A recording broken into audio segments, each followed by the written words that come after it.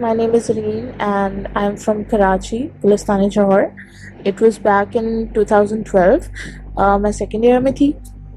हम लोग ये तीन हट्टी और लसबेला जो गार्डन की तरफ रूट जाता है वहाँ पर गवर्नमेंट क्वार्टर्स बने हुए हैं, वहाँ पर हम रहा करते थे.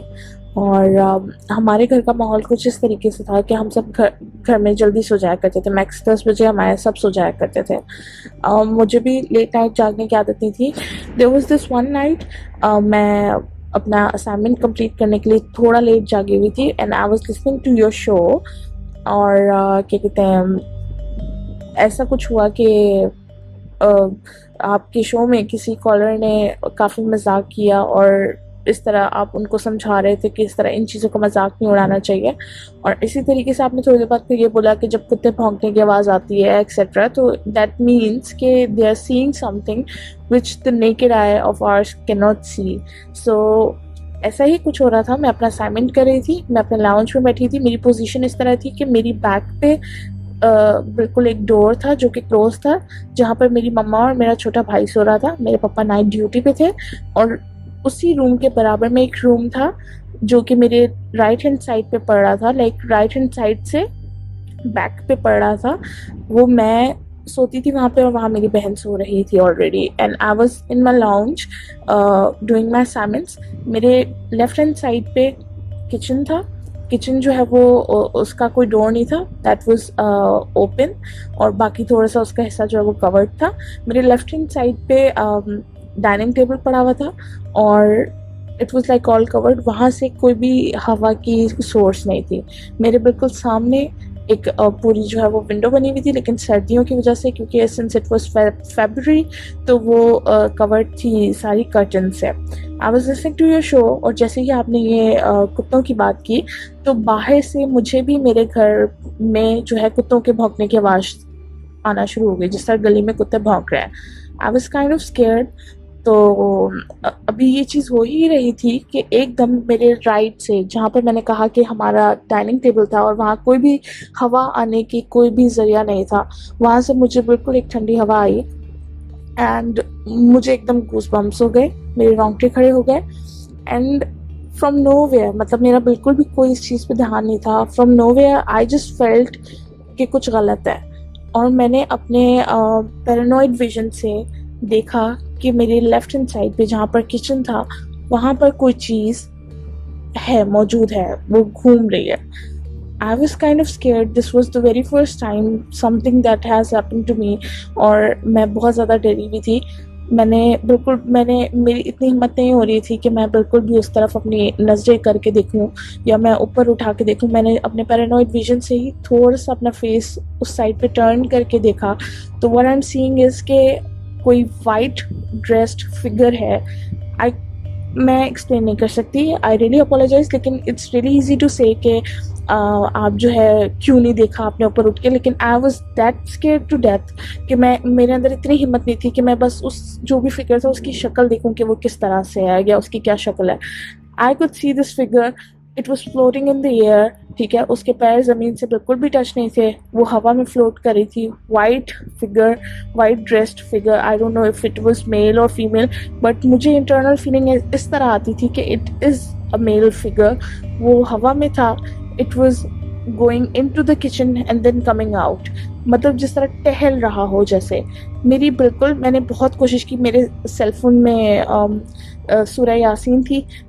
मुझे इतना मेरी डर लग रहा था मुझे कि मैं आयतुल कुर्सी मुझे याद नहीं आ रही थी, मुझे कुछ याद नहीं आ रहा था कि मैं क्या पढूं.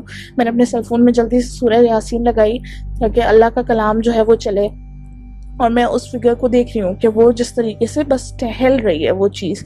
और एक पॉइंट ऐसा आया कि वो फिगर जो है वो बिल्कुल बस स्टिल वहाँ उस जगह पे रुक गई है. I was so scared to death. I felt कि बस वो चीज़ अब मेरे पास आने लगी है और मुझे पता नहीं कुछ कर देगी. मेरी बिल्कुल नहीं हिम्मत हो पा रही थी कि मैं उस चीज़ को देखूं. और मैं ये चीज़ जस्ट बिकॉज मैंने उसकी शक्ल नहीं देखी, मैं ये नहीं कहूँगी कि वो कोई चीज़ एग्जिस्ट नहीं कर रही थी या ये मेरा वहम था, क्योंकि I have seen that through my eyes. बस बात इतनी सी कि मैं उसकी शक्ल नहीं देख पाई.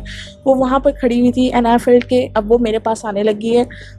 इतने में बस वो दोबारा जो है वो किचन की तरफ गई है मैंने देखा है वो थोड़ी देर तक वापस नहीं आई। जब मैंने देखा कि वो चीज़ दोबारा वापस नहीं आई है बाहर को, मैंने जल्दी से रैप किया है। मैं बस अपना जल्दी से ब्लैंकेट उठा के जो है वो पीछे जो रूम था जहाँ मेरी मम्मा और मेरा भाई सो रहे थे, वहाँ पर मैं चली गई हूँ। और मैं इतनी शदीद, मुझे जो है ना वो हालत बुरी हो रही थी, पसीने आ रहे थे कि मैं अब जो है वो ब्लैंकेट अपने मुंह पे लेके सो गई हूँ। मेरी शुरू से आदत इस तरह की है कि मैं अपने फेस पे कभी भी कोई चीज़, कपड़ा भी नहीं बर्दाश्त कर सकती, मुझे सांस नहीं आती। लेकिन मैं इतना डर चुकी थी कि मैंने वो ब्लैंकेट अपने लिया हुआ था। सर्दी के दिन थे, शदीद सर्दी थी और मुझे पसीने आ रहे थे। मैं अपनी मम्मा को बोल रही थी कि मम्मा आयतल कुर्सी पढ़ दे मुझ पे, बट उन्हें नहीं पता था कि ऐसा कोई सीन हुआ है। तो वो अपनी नींद में थी और उन्होंने मुझे कहा बस सो जाओ। मुझे पूरी रात नींद नहीं आई। मुझे बार बार यही लग रहा था कि वो जो भी फिगर है वो जल्दी से बस अभी डोर ओपन करके आ जाएगी। मैं कोशिश करी थी कि आयतल कुर्सी पढ़ूँ। खैर जैसे तैसे वो रात टली। फिर इसके बाद क्या होने लगा कि मैं बहुत ज़्यादा डर गई थी सब इंसिडेंट से। और मुझे समझ में नहीं आ रहा था, मेरे घर में कोई मेरी इस बात पे यकीन नहीं करता था। और एक और चीज़ मैं बताती चलूँ कि बचपन से I use to have this feeling कि यहाँ पर इस घर में कुछ है। और मैं कभी अपनी दादी से डिस्कस करती थी तो वो मुझे बताती थी, लेकिन मेरी दादी ने हमेशा ये कहा कि कोई एक स्पेसिफिक रूम था जो मेरी दादी का ड्राइंग रूम था। तो वो दादू हमेशा वहीं पे नमाज़ पढ़ती थी और वो कहती थी कि ये इस रूम को क्लीन रखो, क्योंकि यहाँ पर जो है ना इस रास्ते से एक बुज़ुर्ग का गुज़र है, वो ये कहा करती थी। इसके अलावा ऐसा कुछ नहीं। खैर उस इंसिडेंट के बाद मैं बहुत ज़्यादा डर गई थी और मैं कोशिश करती थी कि मुझे असाइनमेंट्स की वजह से जो है ना जागना पड़े। लेकिन मैं बस थोड़ी इस तरह की थी कि मुझे मैथ्स के असाइनमेंट जो है वो खामोशी और सुकून में करना पसंद होते थे। तो मुझे एक आध दफ़ा ऐसा हुआ कि मुझे रात में जागना पड़ा। मेरी कोशिश होती थी। और हाँ, एक और चीज़ ये कि ये जो टाइम था जिस टाइम पे इंसिडेंट हुआ था, दैट वाज लाइक बिल्कुल 2:30 बजे के आसपास, मतलब 5 मिनट ऊपर या नीचे होंगे, इस तरह था। मैं खैर कोशिश करती थी कि 2 बजे से पहले मैं अपना काम जो है वो निपटा लूँ। मुझे याद है कि लाउंज में मैंने उसके बाद बैठ के कभी कोई काम नहीं किया, असाइनमेंट नहीं किए। एक दिन मैं अपने ही बेडरूम में बैठी हुई काम कर रही थी। मैं अपने बेडरूम में बैठी हुई थी। लाउंज वाला एरिया मेरे डोर से बिल्कुल मुझे सामने नज़र आ रहा था। मेरे राइट हैंड साइड पे जो है थोड़े से ही फासले से, बेड से थोड़े से फासले पे कबर्ड थी। I was doing my assignment और मेरी कोशिश थी कि जितना जल्दी हो सके बस मैं इसको वाइंड अप करूँ। और literally Minhaj, you won't believe, but ऐसा लग रहा था, मतलब I had this gut feeling in me. एकदम से मुझे फिर से वही कैफियत तारी होने लग गई।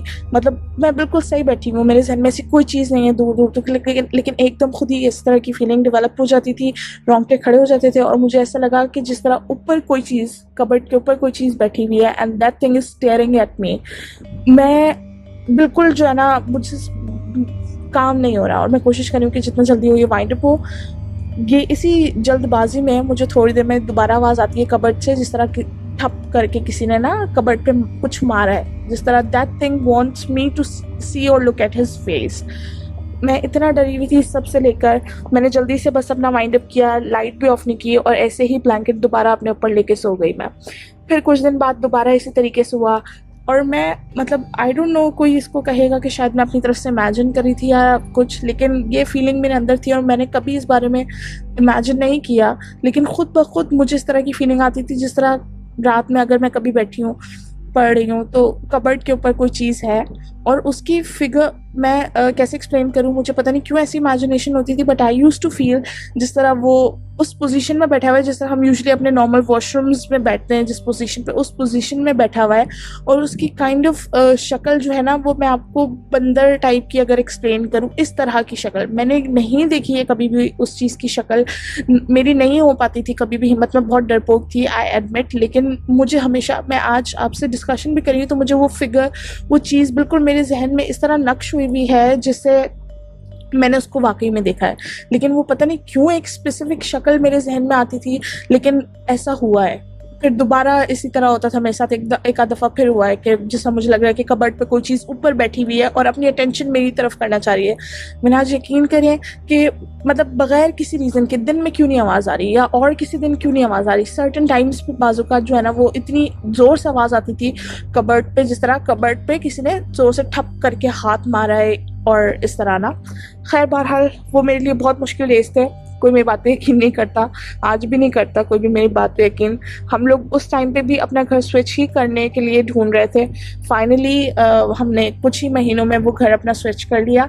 अब हम दूसरी जगह पर रहते हैं एंड थैंकफुली यहाँ पर ऐसा कुछ नहीं है। और अगर आप मुझे एक एक्सप्लेनेशन देना चाहते हैं कि कबर्ड जो वो लकड़ी की बनी हुई होती है और लकड़ी के मटेरियल्स में इस तरह के कुछ मामला होते हैं, आई डू अंडरस्टैंड साइंस।